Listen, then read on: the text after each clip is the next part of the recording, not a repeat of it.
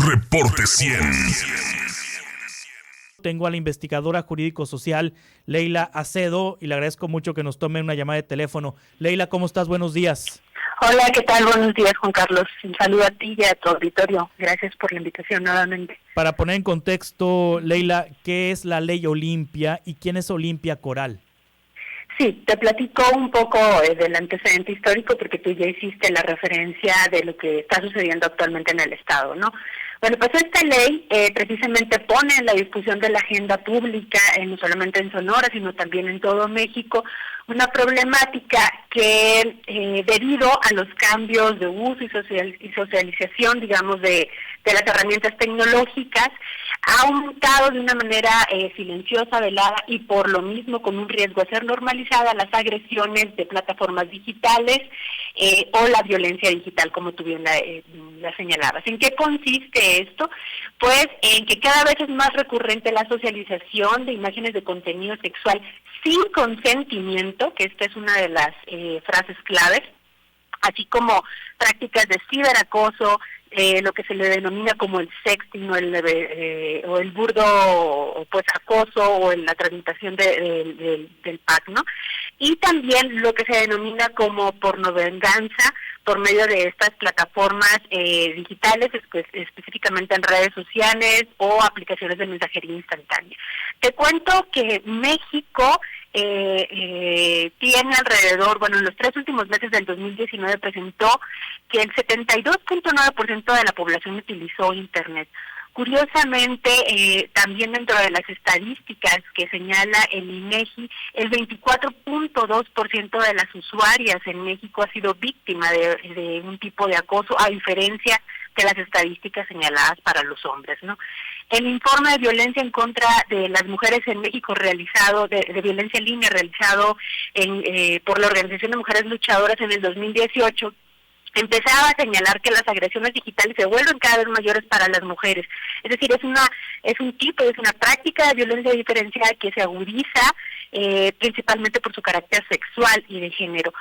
Hace 8 años atrás, Olimpia Coral Melo sufrió precisamente y fue víctima de este tipo de difusión y comercialización de un video de violencia sexual y como tú ahorita lo señalabas, pues después de un largo proceso, Olimpia se dio cuenta, digamos, que esta problemática no podía resolverse tan fácilmente porque simplemente era un acto que no era considerado delito en México. Es decir, en México no se contaba con un tratamiento jurídico, no solo para sancionar, sino también para reconocer este tipo de violencia específicamente como un delito, ¿no? Después de una ardua trabajo de organización de Olimpia, encontró resonancia y cabida en la legislatura actual del Congreso de la Unión, precisamente con la legisladora Wendy Briceño, en donde se tomó, digamos, y se retomó esta iniciativa, y en noviembre pasado se aprobó, como tú bien lo habías dicho, un paquete de reformas, tanto a la Ley de Acceso a las Mujeres a una Vida de Violencia, como al Código Penal, ¿no? Ya van varios estados, alrededor de 17 estados de la República,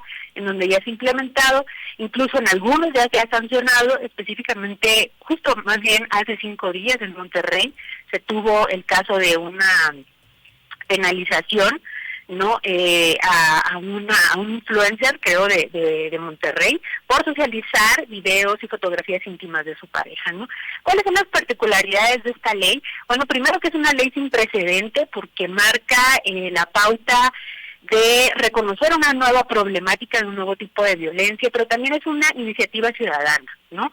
Y ahorita me gustaría para ya hablar sobre cuáles son las peculiaridades de estos, los efectos y el lamentable incidente que se tuvo en Sonora, ¿no? Sí. La segunda da a conocer como precedente, la tipificación de la violencia digital, pero también evidenció en su proceso, no sé si lo recuerdas también, que había realmente un entramado de redes digitales que existía veladamente, ¿no? Y que promovía el intercambio y comercio de imágenes sexuales sin consentimiento, que incluso se destapó también en el Congreso, ¿te acuerdas? Donde los diputados intercambiaban fotografías, ¿no? Ah, claro, sí.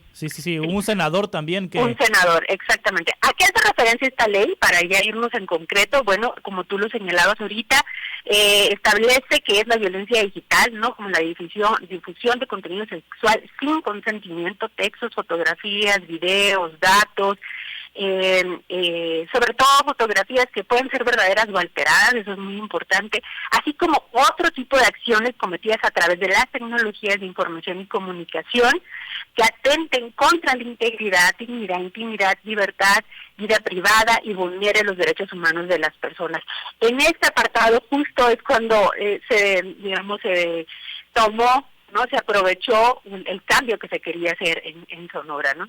Sí. Que precisamente tiene dos impactos. Uno, pues que obviamente es una violación gravísima, que en otro estado sería un escándalo total, porque el procedimiento de iniciativa de ley es muy claro y no da posibilidad para que pueda existir un cambio como este, ¿no? O sea, realmente sí creo que se debería de seguir una investigación importante. Y la segunda es porque banaliza completamente el entramado y el espíritu de la ley, ¿no? Sí. Pero bueno, me gustaría también un poco terminar de afinar qué es lo que aporta esta ley. Bueno, aporta tanto sanciones económicas en algunos estados, hasta sanciones más, digamos, punitivas de cárcel que van de los 4 a los 6 años hasta los 12 años en la Ciudad de México, o trabajo forzado en algunas otras entidades de la República, ¿no? La mayoría de los estados han hecho una reforma, porque así lo fue a nivel nacional, focalizada al Código Penal, es decir, para establecer la sanción, y a la Ley General de Acceso a la Mujer a una Vida de Violencia para reconocer este tipo de violencia, y en la cual también se atribuyen ciertas responsabilidades, ¿no? En el caso de Sonora, curiosamente, esta es una ley que se presentó en el marco del 8 de marzo por parte de la gobernadora, y una de las peculiaridades que decía era que también se extendía al Código Civil y a la Ley Estatal de Responsabilidades, ¿no? Lo cual parecía ser pues muy atractivo, pero pues ya vimos que en realidad ahí dio margen para pues meter e incluir y tocar otro tipo de artículos que no tienen nada que ver con el espíritu original de la ley, ¿no? Lo cual lo vuelve, pues digamos, hasta cierto punto peligroso.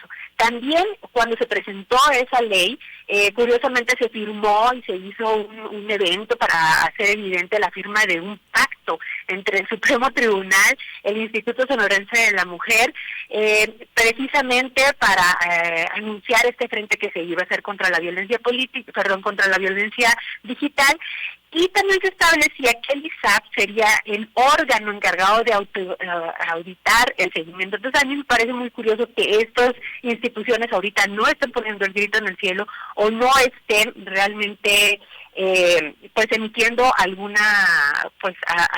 veredicto acerca de lo que sucedió, ¿no? Porque digamos el impacto que puede tener en la población este tipo de reconocimiento de leyes no es cualquier cosa, ¿no? Sí, es una ley pues muy completa, es un paquete de reformas muy completo que ataca una problemática muy real y de hace pues ya algunos años, desde que existen las redes sociales, ocurren estas cosas, y ya has descrito varios ejemplos como se comparten fotos íntimas, fotos de mujeres, los packs, pues como se le conoce comúnmente, y que esto no ha recibido castigo y no se ha perseguido como delito. Es una intención muy positiva la de legislar, pero en Sonora se mancha con agregar un artículo que no tiene nada que ver con este paquete de reformas. ¿El fondo no sería tumbar esta ley, la ley Olimpia? Es decir, pues meterle esto para que generara ruido y postergar su aprobación. Fíjate que no me queda claro eso, pero es muy interesante. Ayer vi que varias personas circulaban el artículo en específico que da pie a esto que le denominan la ley Mordaza, ¿no? En donde dice, una de las adhesiones más importantes es el artículo que hace referencia, y lo cito textual, dice a perjudicar la imagen política y social de una persona. Y me parece muy curioso que utilicen la palabra política en lugar de pública, porque la connotación es completamente diferente. Si en verdad existiera una preocupación por la imagen política, pues hubiera metido en el dictamen de la violencia política contra las mujeres, ¿me explico? Sí. No había absolutamente ninguna necesidad de utilizar este término. Y lo que evidencia más bien es que nuevamente con este asunto de la armonización se intenta, como fue también con lo de la violencia política, se intenta capitalizar para intereses personales y de grupos a costa de los derechos de las mujeres, ¿no? Y no es casual que se pretendiera sacar justo antes del proceso electoral, ¿no? Claro. Algunos medios pues la denominaron bien llamada como la ley Mordaza, pero en realidad, a mi punto de vista, parece en realidad constituir una serie de prácticas que ya son reiteradas, simuladas, que, cobijados bajo el pretexto de impulsar los derechos humanos de las mujeres, aprovechan para la reproducción de sus ejercicios de control y de poder, ¿no? Este proyecto se dilató casi 3 meses, estuvo, te digo, lo presentaron en marzo, y pues es muy casual que se pretenda pues sacar a la luz previo al proceso electoral, porque acuérdate que las reformas electorales se tienen que hacer con meses de anticipación al inicio del proceso electoral, ¿no? Sí. Y la verdad es una lástima porque, como te comentaba al principio, es una ley ciudadanizada, es decir, emana precisamente de un proyecto, de un empuje de trabajo y movimiento de las mujeres, ¿no? Y que por lo tanto hay una sociedad expectante de su cumplimiento y su aplicación, tanto así que ayer la propia promovente de la ley pues estuvo muy al pendiente de las redes sociales, como tú señalas, ¿no? Y esta ley creo que va a tener un impacto más significativo precisamente porque hay un proceso de acompañamiento y fiscalización de los grupos de mujeres, ¿no?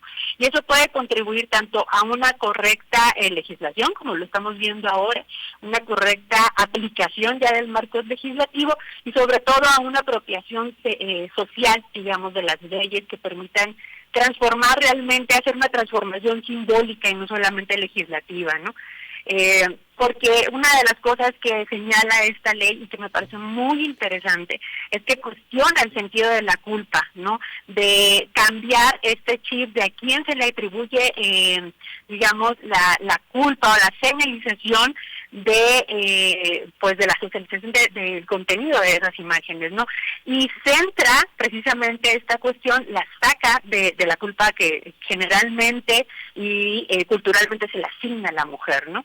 Porque lo que permite aquí es ver que digamos, este tipo de socialización o prácticas no es mala, sino lo que es malo es quién difunde sin autorización, quién exhibe, quién comparte, quién reproduce y sobre todo quién consume, que me parece esos son los puntos nodales, ¿no? Leila Acedo, te agradezco mucho tu intervención y que nos ayudaras a entender la magnitud de la ley Olimpia. Sí, muchísimas gracias a ti y a tu auditorio y pues ojalá se retome el cauce natural de esta ley. Muy bien, así gracias. Vamos a darle seguimiento. Gracias. Hasta Leila luego. Acedo, investigadora jurídico social, hablando de la ley Olimpia. Reporte 100.